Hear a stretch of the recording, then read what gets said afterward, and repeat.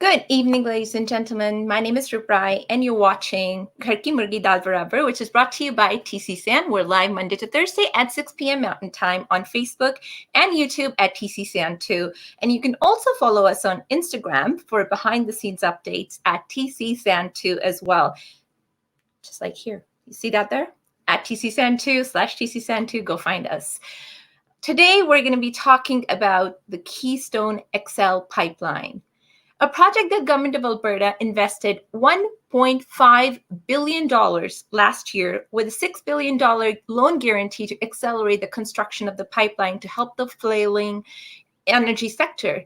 The Keystone XL Pipeline is touted by the energy sector as an essential piece of industry infrastructure that would boost Canada's pipeline transportation capacity and connect Canada's oil sands to crucial U.S. energy markets. But this pipeline is now effectively dead, unfortunately. U.S. President Joe Biden, on his first day in office, signed an executive order to cancel the Keystone XL pipeline permit, which was approved by President Trump in 2016. But what implications does this cancellation have on Canada's economy, specifically Alberta's economy? For that, we have our expert, the Ghar ki Murgi, Pavan Elapavuluri, with us today. I am going to now bring him onto the screen.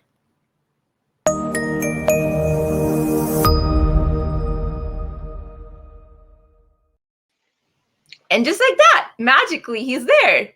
Adab arze, sat sri akal. Sat sri akal. Assalamu alaikum. Wa alaikum assalam too. Wa alaikum assalam. All right. Well, welcome back again. Thank you for making the time. So let's get started on history of Keystone XL. From 2008 is when I believe it. Yeah, but the thing you said that is 1.5 billion. Well, no one really knows what Alberta government spent. So it ranges from 1.1 billion to 1.5 billion. And the opposition wanted an exact number, but we never got the exact number. So we really don't know what the exact number government of Alberta has already invested in. Well, investment is different from how much of it has been spent already. That accounting, so you just gave someone some. It is some $1 billion. Yeah, that 1.5 billion was promised. 1.1 billion, there was some other cost too, but we don't really know. The point is, Alberta government lost a bunch of money. In this thing. That's the all right. That's so the gist of the story. Let's start from the beginning. Keystone XL Pipeline. It was first it started in 2008. Yeah. So Keystone XL, so Keystone XL has a bit of a history. So Keystone XL, there is already so it's not a new pipeline. There is already a Keystone pipeline already working. So it starts from Hardesty, which is a terminal near Edmonton, and goes down to Freeport in Louisiana. So it is, and then that's the pipeline. So what the Keystone XL is, it's going to almost so the current pipeline capacity is around 500,000 barrels per day. So this is going to add another 800,000 barrels per day. So that's how much. That's the pipeline. So this is not going to follow the same route, but it's going to cut across Baker and South Dakota and come and meet it in Oklahoma. So that's what it's going to add, another 800,000 barrels capacity. So there is already a pipeline existing. So I really don't, when people, we can go to reasons why it was not canceled, but it's not a new pipeline. It's twinning. They're going to twin the pipeline. So there is already one pipeline existing. So in the same right-of ways and most of the way, they would add another pipeline. So Keystone Pipeline already exists. This is Keystone XL, and also part of this. Extra large. Yes, extra large. So part of this Keystone XL is already constructed from Oklahoma to Texas, and then it's just from here, from Canada to Oklahoma, is the portion that's still in controversy. It's Nebraska. Nebraska is the one which had huge issues to begin with. So that's the part where there were a lot of environmental issues. A lot of people refused to sell land, refused to give right of way. So and that is the indigenous lands there. There are indigenous lands, and then there are as well as farmlands. So there was a problem in Nebraska. That's yeah. So it coming back to, so it started in 2008, and then there were problems to build that pipeline in 2010, 2011. I believe there was a huge protest. I remember when Arohi was a baby, or I was pregnant. Oh, yeah. There was a huge protest, and a lot of people were arrested at that time. It was 2011. That was Obama administration, and Obama then decided to revoke the permit. Yeah, Obama in his final days of his campaign revoked the permit, like as a parting gift. And then Hillary Clinton picked it up because to help Hillary Clinton in her campaign. So we'll talk about the Democratic politics, but if we want to talk about, we can talk about to help Hillary Clinton campaign.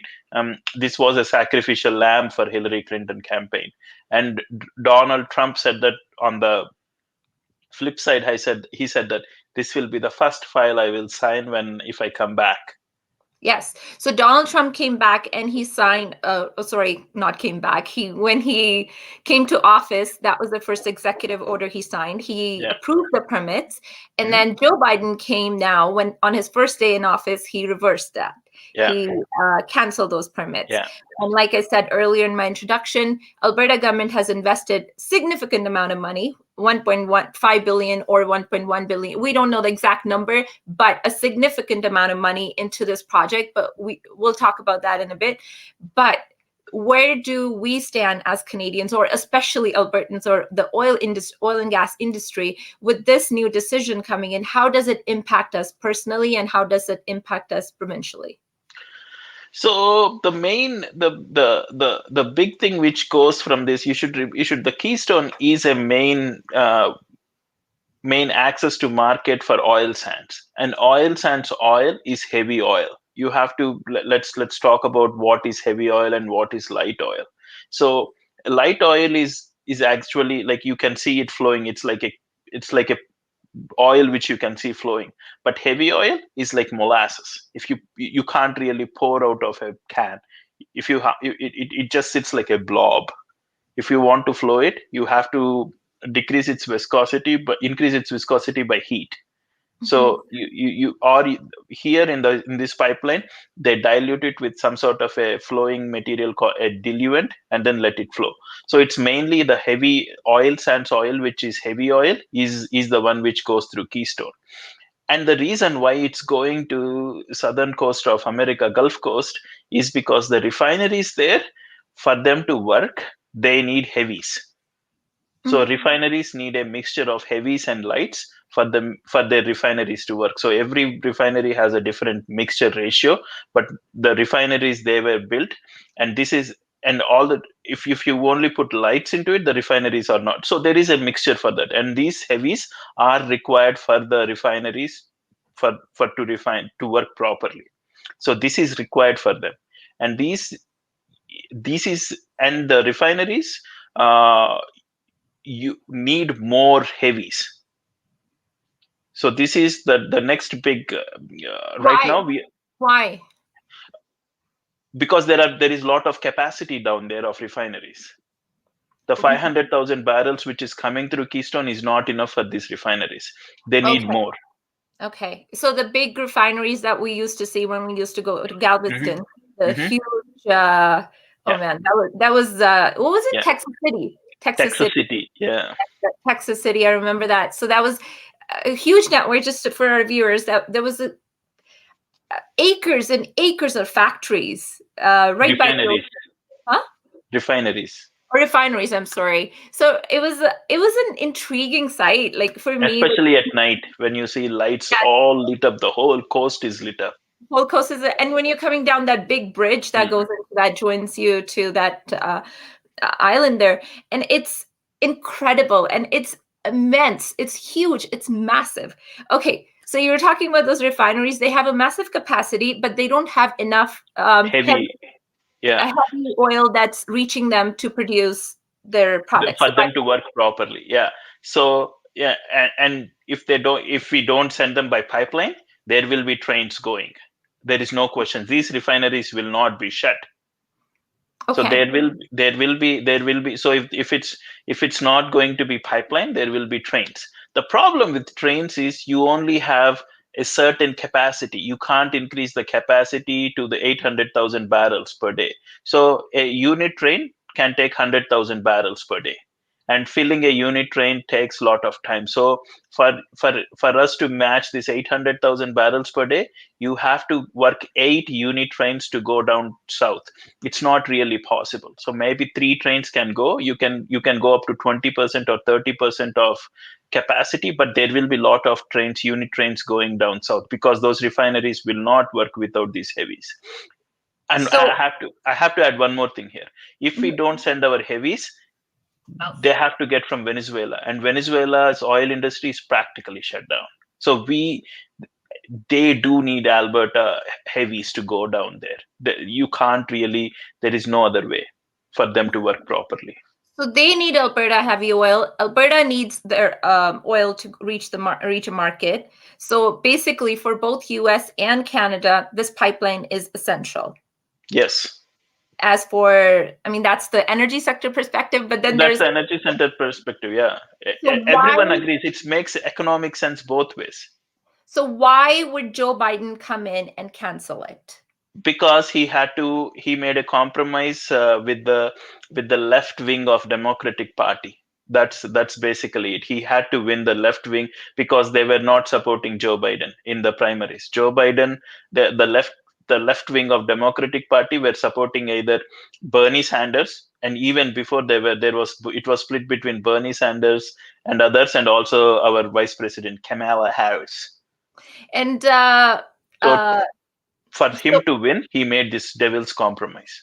So why does let me rephrase my question. So why do you think that left wing of the Democratic Party, why are they opposing it? Yeah, just like why if it makes so much commercial sense.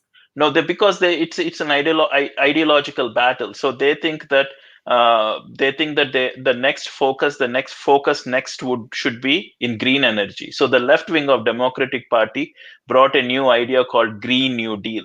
They want to spend $1 trillion in the green economy. It's the same story as NDP in Canada.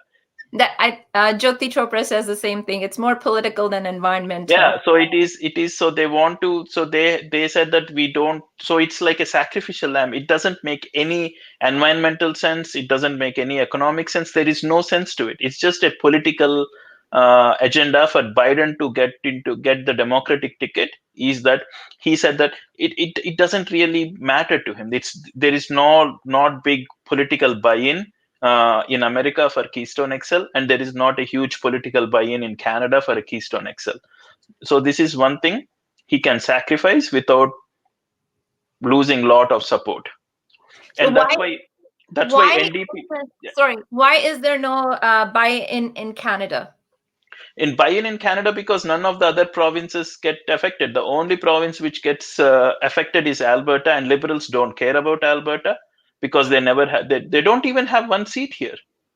Yeah. There is no. And NDP doesn't care about Alberta, so there is no buy-in in. And Jagmeet Singh came out in the open and clapped, like he said that he clapped at this. So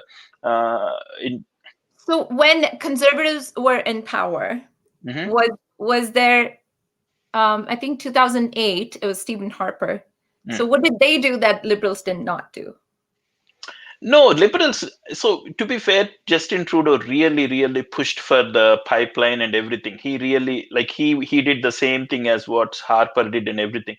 But right now, fighting back is the question. So Jason Kenney wants to go and fight really hard by putting counter sanctions and going and taking NAFTA issues. Like there are these the mechanisms where in NAFTA, there are these trade mechanisms the aggrieved party has access to.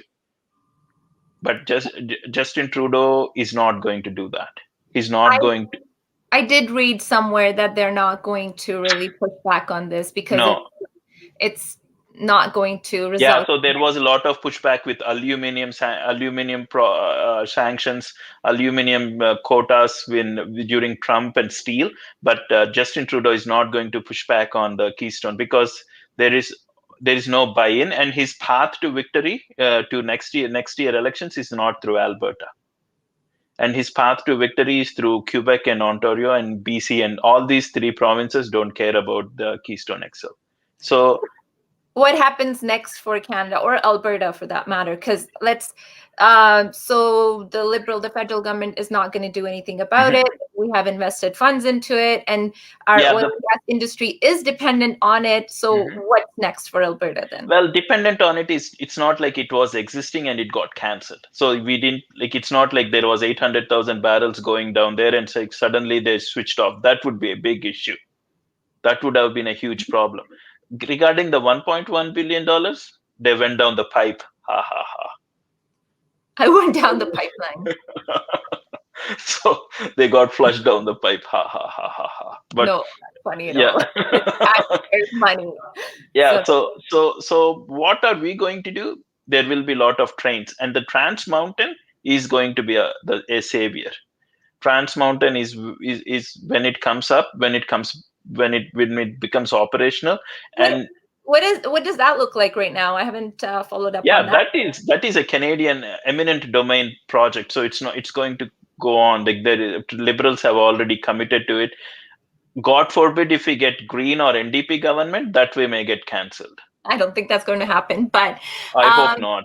Yeah. So the Trans Mountain Pipeline is when do you think that is going to start functioning? Yeah, I think it's in 2023 or 2024. It's coming up very quickly. So that's going to, and the number of trains. So, and also Trans Mountain Pipeline, what it does is it will bring in the thing is it will bring in a big terminal in Burnaby, which is not only which we can send trains to that too. Okay. Not only pipelines will go there, but trains can go, tankers go to Burnaby for export as well. So people who are watching, what is Trans Mountain Pipeline? It goes from, what is the Edmonton to Burnaby across the mountains. Okay. And Burnaby has a port? Right now it doesn't. It has it, but they're building a terminal right now. There will be a terminal as well. So that the tankers will come there for not only through to take the oil through pipeline. So this terminal will mainly serve for Asia. So there are a lot of refineries in Asia which need our heavies too. So the heavies problem with heavies is there are very few countries which can supply heavies. Mainly Iran and Venezuela and Canada. And Iran is in a bad shape because there will be sanctions. There are sanctions already, and everyone thought that Biden government will come and reduce the sanctions, but it doesn't look like Biden government seems to be pushing hard on the sanctions. So, and Venezuela is in a very bad shape because of socialist government. So that's where there is a need for heavies in Asia. So what out of the crude that we export, isn't majority of our market in the US? It used to be. That's what Trans Mountain is trying to say, that we have to diversify our. So when conservatives, when they started it, they believed that we are the producers. We don't have to worry about what do we do end products with that. So they really put all their eggs in American basket.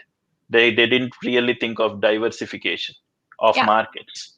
Yeah. So let's say our Trans Mountain is functional in 2 years from now. Then we don't need Keystone, do we? No, we do need Keystone. Well, Keystone would have been the thing was our oil sands can expand quite a bit. Okay. So our oil sands, we are not tapping into a huge portion because we don't really know where to sell. If we have Trans Mountain as well as Keystone XL, our economy could ramp up and we could have had some really, like we do, I think 1.2 million, 1.3 million barrels per day. We could have gone up to 2.5 million. But with Trans Mountain and this, we can't really ramp up our production to that level. That's the problem what we have.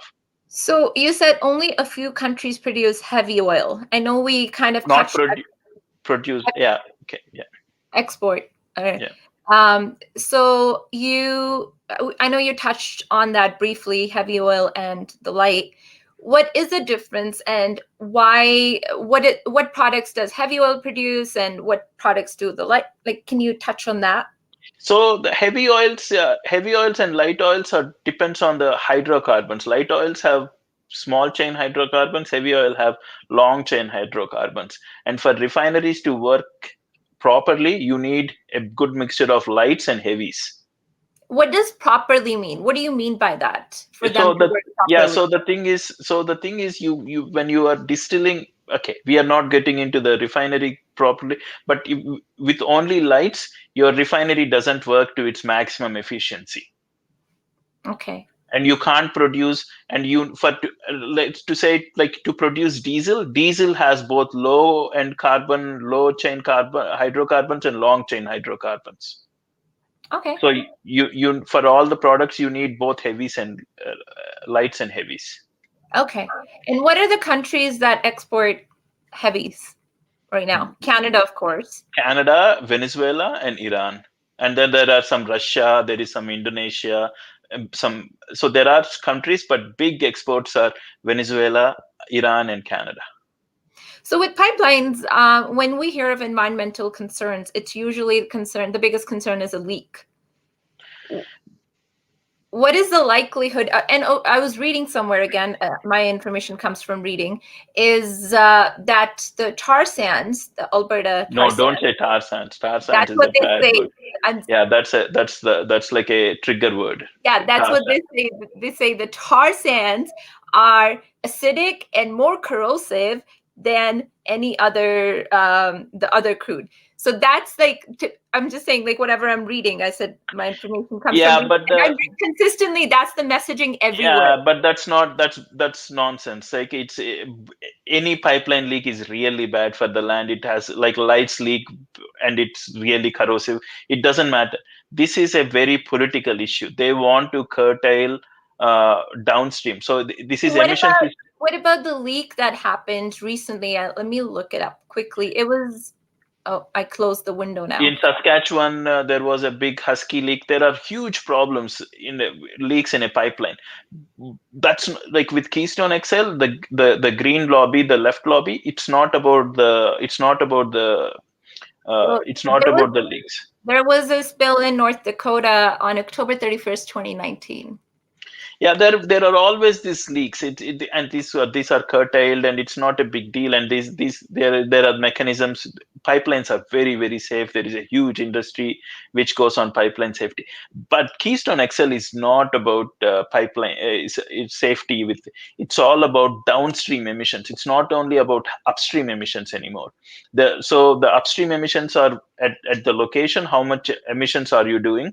So when NDP government came, they said that, oh, we will put caps on our emissions at the production, but it's not anymore. Like, green lobby was not satisfied. It's about downstream emissions. So they want to say that we will stop fossil fuels, so people will change their behavior. So they want to make it so hard for people to get access to fuels. That's the whole idea of Keystone XL Pipeline. So it's an ideological shift that they're wanting. Yeah. So let me wrap it up now, because we've talked for quite a bit now. So the Keystone Pipeline right now, of course, stays suspended, and we don't know. It is canceled for all practical purposes. Yeah.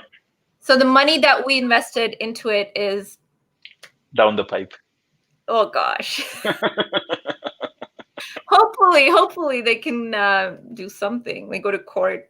I don't know. Yeah, but going to court, it's sunk, right? It's like there is nothing we can do about that. That's America. Like, the only way we can go and sue Americans and do something, but that's not going to happen. So we lost $1 billion. Mm-hmm. Oh boy. All right. So that's done. Kenny thought that Trump is going. If there was no pandemic, Trump would have come back to power, most likely, because the economy was doing very well. Usually the president's Economy second is, term. yeah, Yeah, economy. second term. If the economy is doing very well, the jobs were growing, there was low unemployment rate, Trump would have come back as a president. This pandemic and his terrible way he dealt with pandemic really so yeah, so this is like a black swan event, as they say, so no one can predict this. So I'm not Kenny made a very But he invested last year in March or April, and pandemic had already started. I don't know about that. Okay. Oh yeah, it had already started. Pandemic was March 11th, and I think. Yeah, but how would you have thought Trump would screw up the pandemic response so badly? Well, I don't. So he places bets on Trump getting reelected. This was that big bet. But Biden never really made any big noises about canceling it. He said that I will cancel it. Let's see, but he never really. But I think that was the deal which was made with the left wing of and also getting Kamala Harris as his VP. Are these two things Wife? as his VP? I thought you said No, you were going to say as his wife. No, VP. I said vice president. Kamala Harris as his VP. Those are the two big bets. And Kamala Harris that's a big campaign promise, is Green New Deal. It's $1 trillion investment in solar panels. Yeah. Well, we'll talk about her some other time. So Keystone Pipeline, again, like it's suspended. It sits suspended. So right now, our only hope is a Trans Mountain. Mm-hmm. Until then, we have trains. And we have trains. Trains will keep going. You can't really stop trains. In an ideal situation, we would have a Keystone XL. We would have a Trans Mountain Pipeline. And we would have access to U.S. Market. We would have access to international markets. And then we would do really well in Alberta. But it's just other people trying to mess with us. Yeah, the green lobby. And there are people in our own country clapping and celebrating what's happening to Alberta. That's what bothers me. Yeah, Pavan is a big oil and gas advocate because we are oil and gas family. We are an oil and gas province. Oil and gas is what puts food on our tables. And this is the cleanest, and this is the most cleanest heavies which we could get, and it is done in a very environmentally safe, environmentally responsible production. It's like, it's not Venezuela or Iran. It is very safe. There is no, like, it does really boggle my mind that they would like to. But if one thing I would say, if America doesn't export gas, oil, and everything, there are other countries which would do. Saudi Arabia wouldn't stop production. Iran wouldn't stop production. Russia wouldn't stop production. So it's like North Americans are just chopping off their own feet to show that they are better than this. I think these woke people are taking over the world. All right, then. Okay, do you want to add something? I think I've pretty much asked you everything that there was to ask. Do you have anything left to say, to add? Yeah, I think there is a lot of life left in oil sands. Oil sands will keep growing. May not be growing at the pace which they would like to grow, but it is still a viable industry. There is a lot of technological innovations are happening.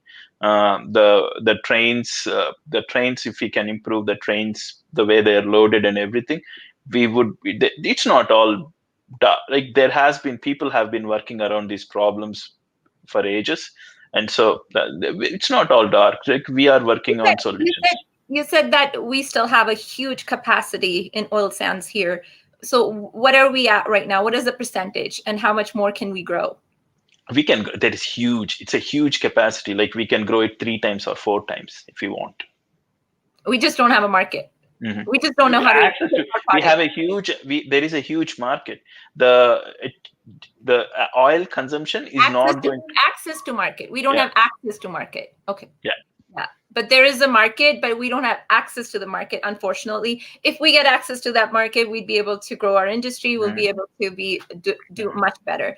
And Federal government is not interested right now in the Keystone XL, but we have the Trans Mountain Pipeline. So that's hopefully going to start in a couple of years. That hopefully will help the industry. All right. I think we summarized everything. Anything else? Oh, good. Thanks. I hope there is good sense prevails. Yeah, I know what you mean by that, so I'm not going to say no comments on that. Well, thank you so much again for your time. Now let's go. You cook dinner and I eat dinner. Yeah, I'll be ready very soon. All right. Take care. Bye. I'm going to move Bye. you. Yeah. And for those of you watching, please like this video. Hit that like button. It's simple. It's just a click a button. So hit that like button and you will be entered into a draw to win $50. And how? I'm going to play you a video to tell you how. This week, TC Sands giveaway is brought to you by Authentic Desi, an Indian grocery store in Calgary that offers you free delivery. You can place your order online at calgarydesistore.com. For the giveaway, you could win $50 to spend at either one of the 2 Authentic Desi locations in Calgary, but only if you like this video and like and follow TC Sands' Facebook or Instagram page. So please go ahead, hit that like button and get entered into a draw for $50. And don't forget, calgarydesistore.com. And you could also WhatsApp them at 403-477-7345.